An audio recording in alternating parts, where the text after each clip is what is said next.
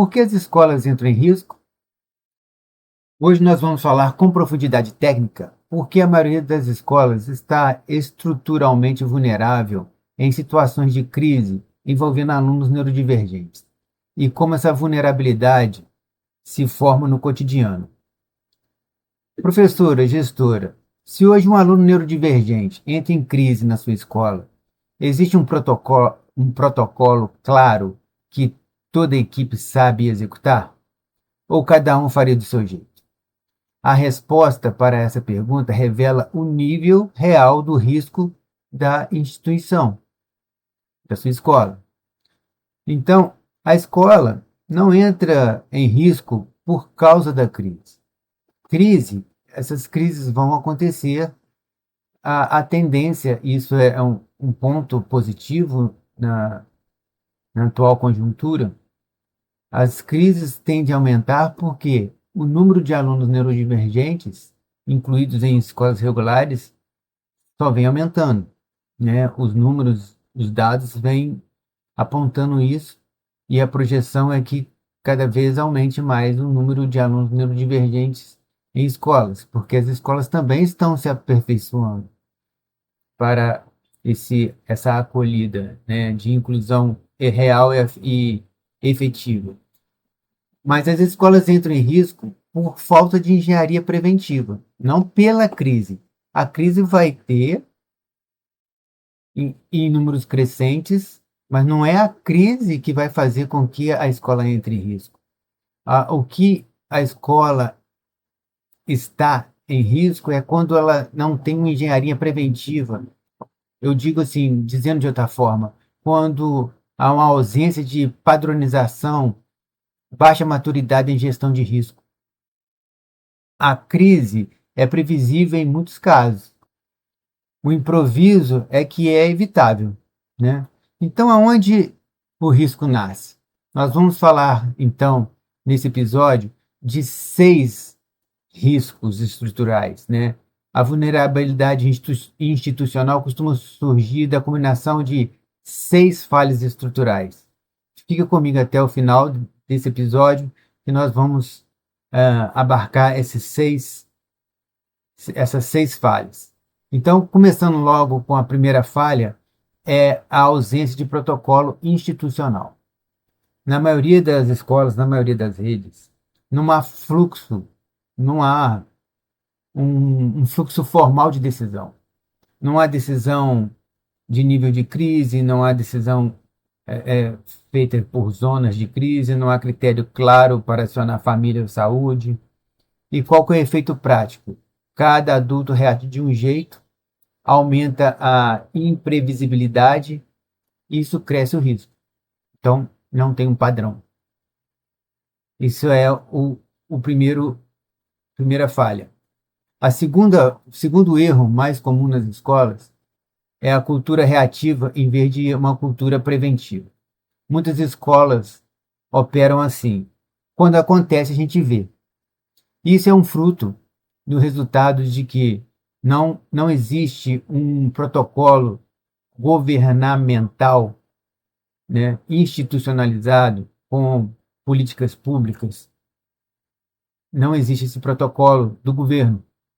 Não existe esse protocolo federal, não existe um protocolo estadual e não existe um protocolo municipal quando eu estou gravando esse vídeo. Pode ser que depois as autoridades tenham ali uma força política e crie pelo menos diretrizes gerais para as escolas se aprofundarem e fazer cada protocolo no seu caso concreto.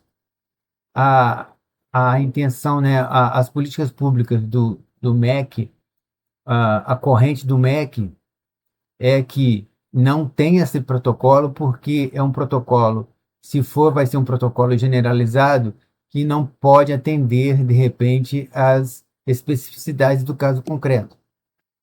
Mas isso não significa que as escolas tenham que lidar com um improviso na gestão do risco de crises de alunos neurodivergentes. São coisas que se completam. O MEC diz que não vai fazer diretrizes porque cada caso exige um comportamento específico. Então, a escola que está mais perto do aluno, que conhece o aluno, terá que fazer esse protocolo. E nada impede da escola também, isso nós ensinamos no 3MPEA, o nosso método, nosso curso, de a escola fazer um protocolo geral com a estrutura e, dentro dessa estrutura, fazer os protocolos específicos. Então, protocolo, né, individual de regulação. Então, a crise já é fase tardia de desregulação. Intervir só no vermelho é atuar com atraso. Então, nós ensinamos dentro do curso que existem 3 zonas de atuação. A zona verde, que é quando o aluno está regulado, a zona amarela, quando há um começo de, de desregulação, que a gente chama de pré-crise, e na zona vermelha é um sinal que o aluno já está em crise. Quanto mais tarde a intervenção, maior a energia da crise. Partindo então para o terceiro erro estrutural, é a falta de mapeamento individual do aluno. No nosso método 3MPEA, o primeiro M é o mapeamento. Então, erro crítico muito comum é a escola conhece o diagnóstico, mas não conhece o perfil regulatório do aluno. Sem mapear os sinais amarelos próprios, gatilhos específicos, estratégias que funcionam, a intervenção vira tentativa e erro. Então você não tem um histórico. E a professora geralmente sabe ensinar conteúdo, organizar a turma, mas raramente recebeu formação de gestão. É essa a intenção do nosso curso. Passar para a professora essa formação prática sobre leitura de sinais de escalada, técnicas de desescalada, gestão de risco comportamental, alta carga emocional, mas baixa segurança técnica. O quinto, então, o quinto erro estrutural está na comunicação. A comunicação falha entre escola e mãe ele é um deflagrador de crises e uma sobrecarga muito grande, porque a mãe passa a ser uma fiscalizadora da escola e a mãe deveria ser uma aliada da escola, onde ela transmite dados importantíssimos, valiosíssimos do filho para a escola, e a escola transmite dados valiosíssimos para a mãe. E o ponto central é o principal olhar, inclusive é do nosso método, é a criança, o adolescente neurodivergente. É ele que importa. A sua evolução, a sua ampliação como cidadão, ele ampliando sua autonomia, é isso que importa. E a gente consegue fazer isso através de dados, de compilamento de dados. Isso aumenta a atenção relacional, a falta de comunicação clara, aumenta a judicialização, a perda de confiança. Então, há uns desdobramentos de uma falta de comunicação, às vezes uma simples reunião alinhando expectativas faz que a tensão relacional diminua, que de repente um processo judicial nem aconteça, que a confiança se restabeleça. O sexto erro estrutural é a ausência de registro técnico das ocorrências. As ocorrências precisam de ser catalogadas, mesmo que aquelas ocorrências mais sutis até as mais graves. Todas as ocorrências devem ser catalogadas. Porque quando não há registro estruturado, a escola não aprende com o evento. E não consegue transmitir isso para as outras professoras que, porventura, venham substituir a professora titular. Não há base para ajuste do plano, você não tem um histórico. e aumenta a vulnerabilidade jurídica, porque a escola não deixa um rastro de dados de inclusão para que seja provado que está sendo feito um trabalho de inclusão efetivo. Porque não há só a necessidade de incluir, há necessidade também de provar que está sendo feito um projeto, um plano, um planejamento, um processo de inclusão individualizado para aquele aluno. O que não é registrado não é gerenciado e nem defensável juridicamente.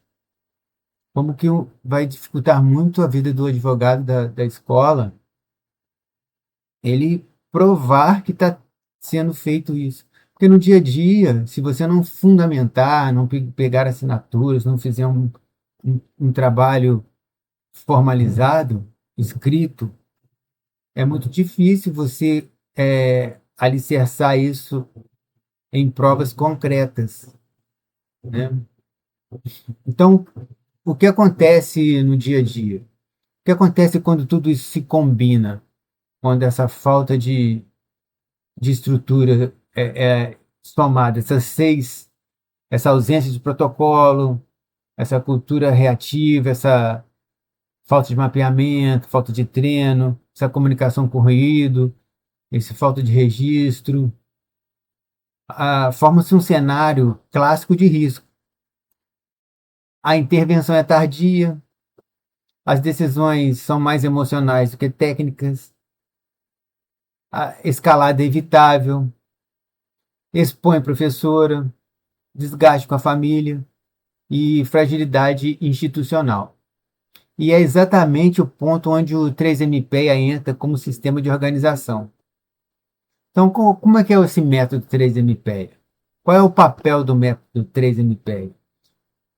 Há três camadas críticas. É uma camada de estrutura, que cria o protocolo geral, uma camada de inteligência, que personaliza o plano individual de regulação, e evidência, que mede e ajusta continuamente.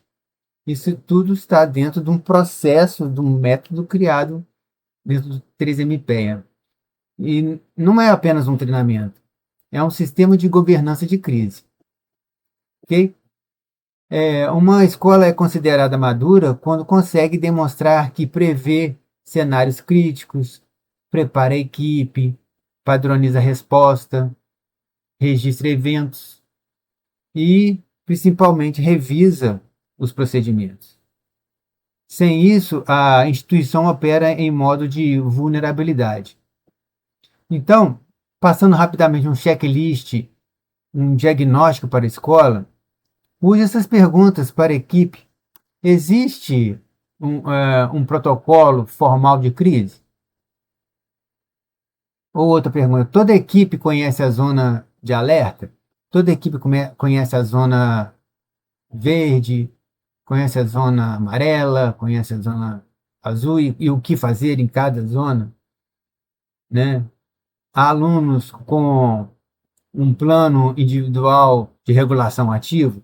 Quais são esses alunos que têm esse plano? São alunos, provavelmente, com muita certeza, que têm crises com mais frequência, que já teve históricos de uma crise violenta, que já teve histórico que na crise ele se machucou, na crise ele machucou terceiros, na crise teve uma complicação de saúde.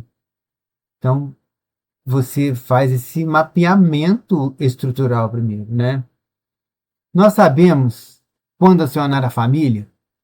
Foi feito um ajuste prévio lá no mapeamento com a família para acordar qual é a moldura de quando você chama a família e quando você não chama, né? A mãe está trabalhando, vai chamar ela no trabalho, vai chamar quando, e quando vai chamar, acionar a saúde, né? Nós registramos tecnicamente as crises. São algumas perguntas que vão fazer parte ali do mapeamento e de toda uma estrutura até chegar ali os ajustes, a avaliação. E qual a consequência disso para a escola? Tem uma gestão mais robusta com os dados.